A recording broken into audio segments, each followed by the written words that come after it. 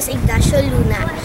I'm 9 years old. I joined Camellia Got Talent because I want to show my talent. My talent is singing and dance. Okay.